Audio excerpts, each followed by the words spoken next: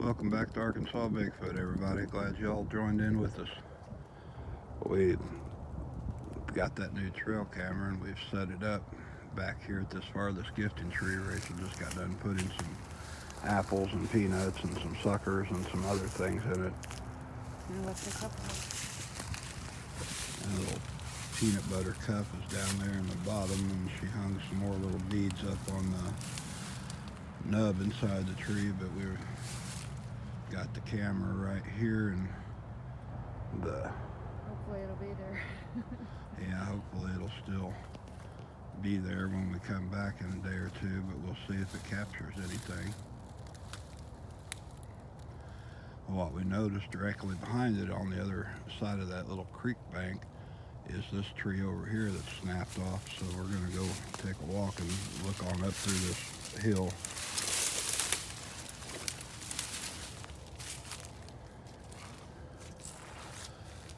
And once again, I want to say thank you to Heavy Hitters Veteran Hauling out of Cochranville, Pennsylvania.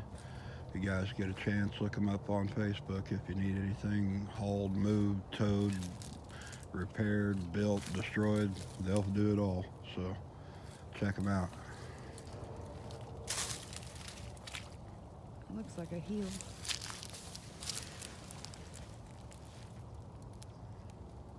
Not too many leaves.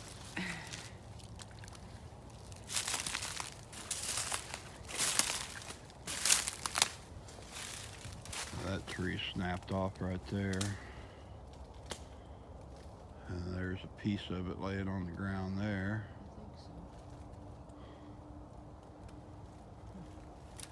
I think so. Right up in that direction in all that brush is where we found the pistachio bag and all that stuff the other day when we were back here. So we think he's coming across this little point right here, hitting up the tree, which is where we've got the camera pointed at. And there's one of the baggies from our last trip out here.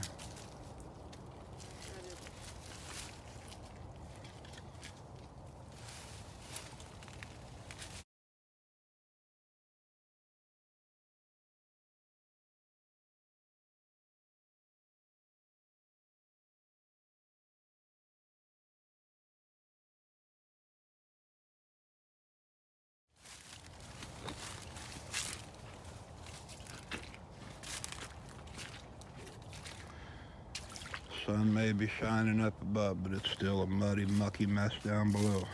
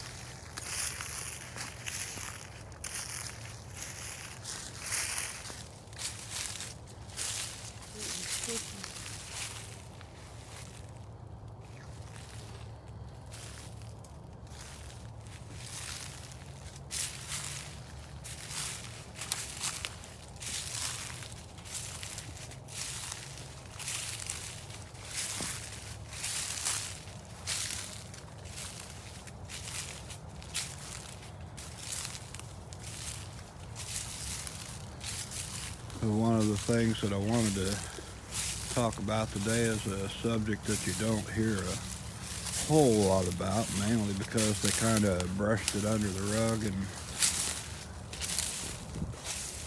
the Smithsonian had a whole lot to do with that part of it, and the scientists back in that time frame of the early 20s and 30s,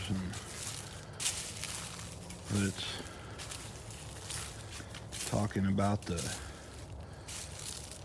giants that they found all over the United States, the great big skeletons, anywhere from 9 foot tall to 15 foot tall, with some of them that were pushing the 20-foot mark, and all the mounds that cover the entire country, all the way from the far northeast to the southwest, up outside of San Francisco on the Bay Islands out there, all the way down through Florida. Of course, other parts of the world and countries have similar things as well, but there's just a huge abundance of them all over North America. A lot of them that they found looked like they were laid out as a village and had the burial chambers that were, aligned in perfect symmetry.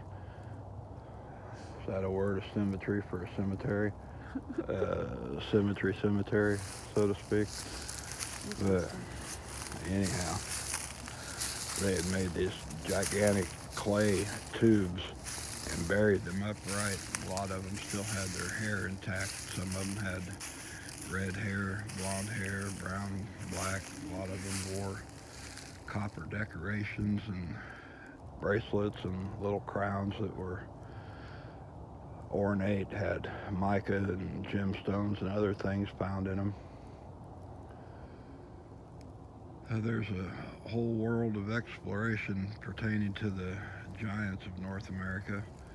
I guess the question I had, has anybody had access to or actually taken DNA samples from them and compared them to the assumed Sasquatch Bigfoot DNA to see if there's any type of genetic connection with that?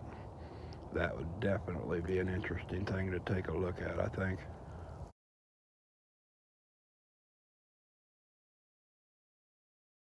For sure.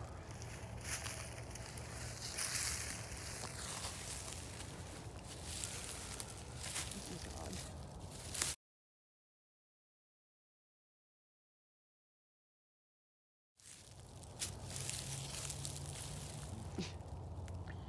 What do we do with it? I don't know, but we're gonna walk around it. Yeah. I think one of my, we'll check this out right here. That's Cool. brand new. Yep. One of my favorite stories out of that whole giant thing happened in Kentucky, Tennessee region, down in a bunch of caves and stuff. They found a bunch of burial tubes, and then there were mounds out, earthwork mounds out and around that area that they excavated, and they found all types of, giant skeletons and different types of armor that they found. Some of them had swords. Most of them were wearing, the copper jewelry. The interesting thing about all that copper is you can trace where something comes from by its, genetic makeup, and not all of it, but a good majority of the copper that they found all over the country on these giant skeletons were traced to a place up in Michigan called the Royal Island, Island Royale. A huge copper deposit where they say it's almost, 95 to 98% pure, the way that it's eroded and the volcanic action and all of that stuff from centuries ago. But that tells you that they had to have had a networking and way of travel up and down the waterways and whatever other types of travel they may have had, that they could interact with other villages, tribes, clans, groups, whatever, all over the country. But anyway, down there in the area of Kentucky and Tennessee, they were excavating the big mounds, and there was a small one off to one side. And they finally said, well, let's go take a look over there and see what we find. And they found what looked like small. At first they assumed them to be children. But then when they studied the bones and the artifacts, they were full grown, but they were just small, like 3 foot tall. And the oral history that the Native Americans told to them at that time talked about the moon-eyed children, which weren't really children. They were a moon-eyed race of pygmies or midgets that were always associated with the giants, and wherever the giants were, these pygmies would follow with. And they would only come out at night, and they'd wreak havoc and mischief all over the place. And Just a bunch of ornery little boogers.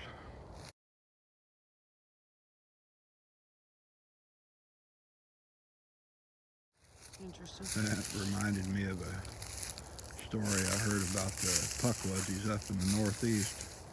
And so that just made me wonder if this wasn't some of the same thing. But that was kind of interesting, the moon-eyed children that ran with the giants. So that was my curious question for the day, if anyone has ever had access to or been able to run or compare DNA of purported Bigfoot samples against some of these giant samples and see if there was any type of connection to that. That would definitely be interesting to look at.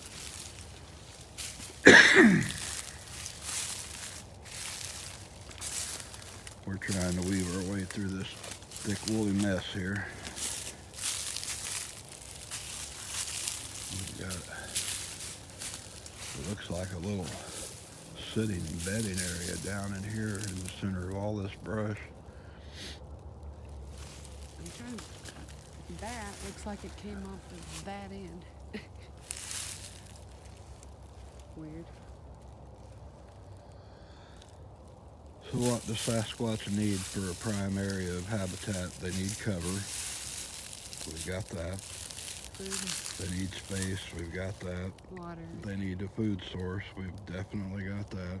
They need water. We've got more than we want of that.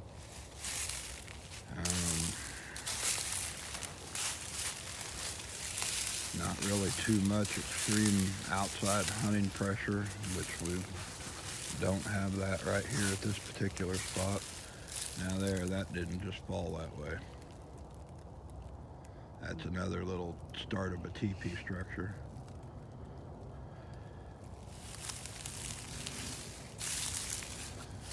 And that one over there looks like the start of another little structure.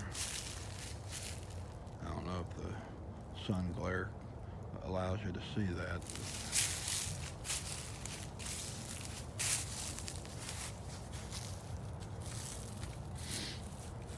I notice when we start frequenting areas, the structures get built faster. Before, when we first started really coming back here and leaving the apples and the treats and things like that, we were pretty much staying on the same area course, back and forth between the front and the back. And then when we started venturing out here, It gives them a means of camouflage. a lot more things have started, appearing. The X's and the Union Jacks and the starts of little structures and things like that. Found one of the dog's golf balls way back here. Found my leather work glove out here in this tangled mess. Found one of those little Vienna sausage cans that had been up there by that campsite area. Fishing pole was dragged back here from the pond.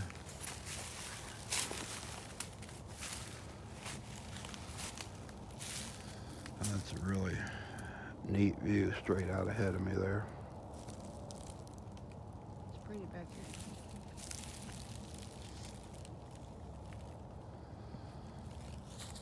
So we've got all the key ingredients in order to have a active area.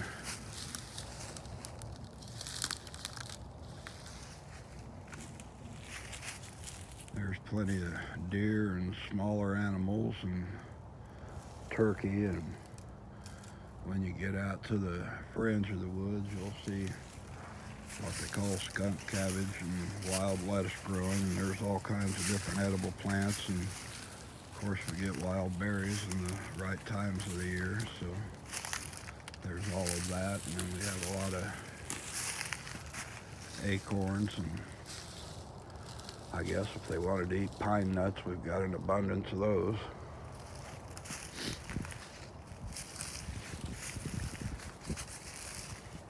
And of course, on the grosser level, you can eat some grubs, or you can gobble down a live frog or something, but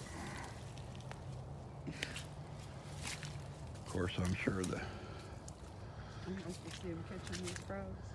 I'm sure the neighbor's chicken coop would be up for grabs if they had a mind to do that.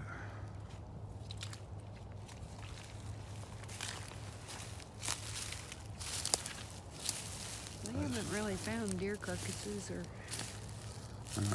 just infrequent We've bones. found the bones out here, but we haven't found like half-eaten carcasses or anything.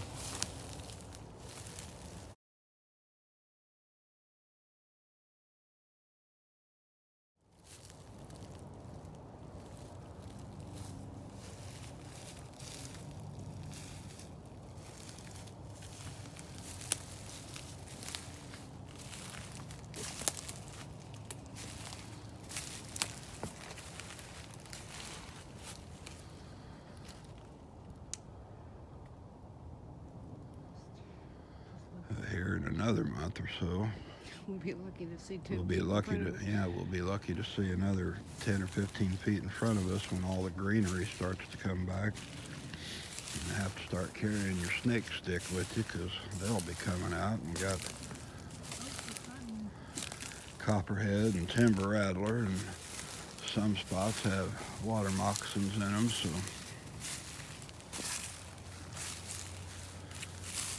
yeah, it'll be all kinds of fun.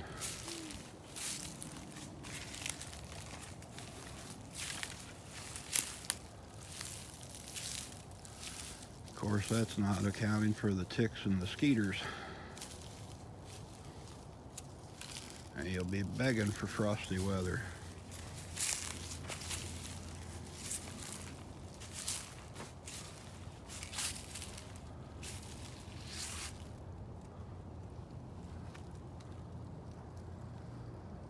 What a creepy, swampy, icky spot. Let's go through it.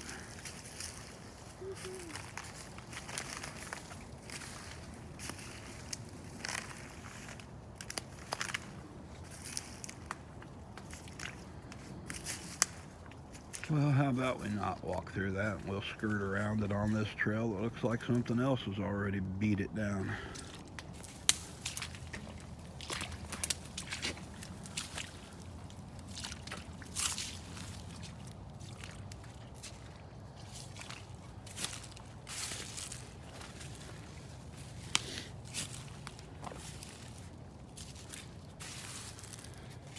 So we brought up the topic of the mound because we're looking at ours here and it's not natural to the rest of the terrain around it. It's like it was heaved up and shoved up right here, and then stuff grew over the course of years and years, and it's had erosion to it, of course, but it's just a very peculiar and unusual spot out here.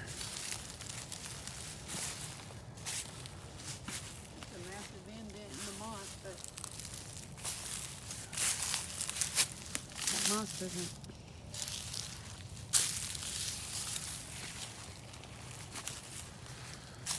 But when you get up on top of this thing, it's got like a fairy ring of limbs that are all laid out in a weird form. I'm trying to figure out what kind of tree those came off of, because these are primarily pine right here. Yeah, those treetops or limbs were brought in from Somewhere out and around out through there, but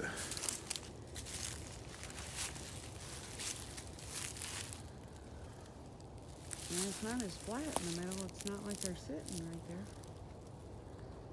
It's just weird.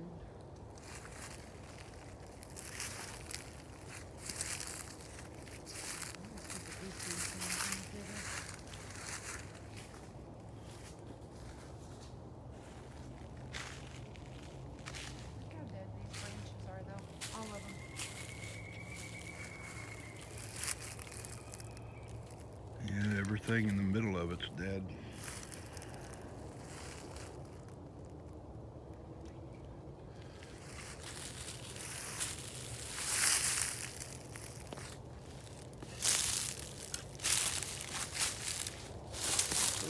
I wouldn't even know which end to begin to attempt it with a pick and shovel, you have to get some kind of little loader out here, and I'm not going to do that.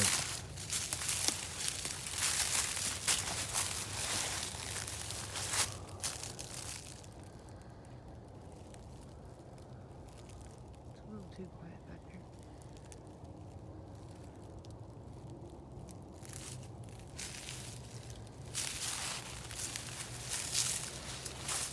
Well, guys, I think we have found our listening spot, so instead of just boring you to death while we're sitting on the log waiting to see if we hear anything, we're going to cut this here, and if something happens, we will pick it up on the next run. Appreciate you coming along. Thanks.